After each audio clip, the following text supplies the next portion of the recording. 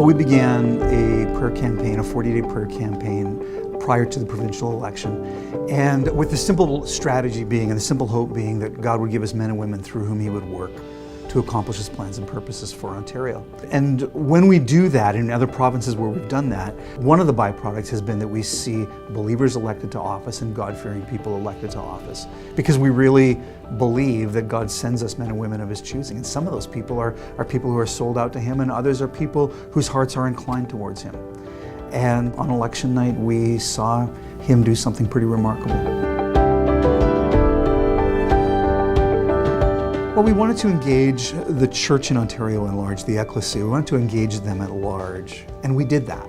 Out of 124 ridings, we had churches praying specifically for about 65 of those ridings. Had about 120 churches involved across the province, and our goal was to see 10,000 people a day praying, and we got to 5,000. So for a first run, I think that it's exceptional. One of the things we talked about that we wanted to see happen was we wanted to see an increased voter turnout. We wanted to see a better response at the polls. We had the best turnout we've had in Ontario since 1999. So again, we turned the tide, saw something exciting happen there. And you know, all we did was pray. I mean, it's God who moves people to go to the polls. It's people who are engaged in the process, who step up to do that stuff. Add to that the people who were elected. So prior to the election, we had 3 Christians at Queen's Park. Today, we know of at least 10.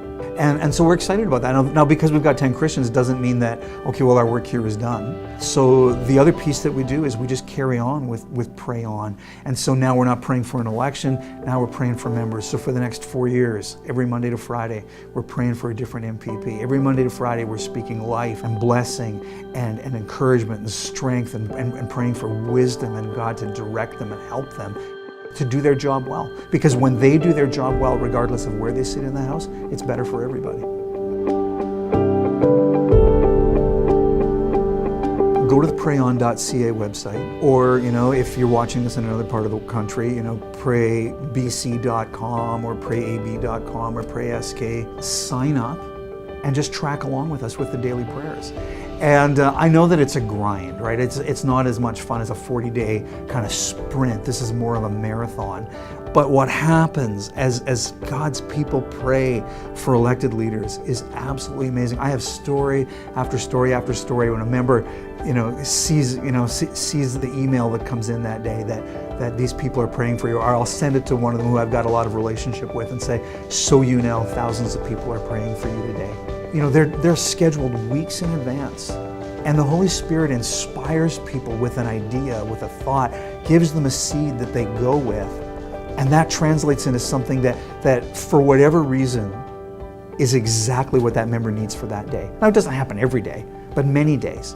It's exactly what that member needs for that day, and they walk around in awe thinking that, somehow I'm reading their mail. And I have nothing to do with that. I have no part with the scheduling at all, but to see God respond in that way gives me this tremendous platform to speak into their lives and tell them the story.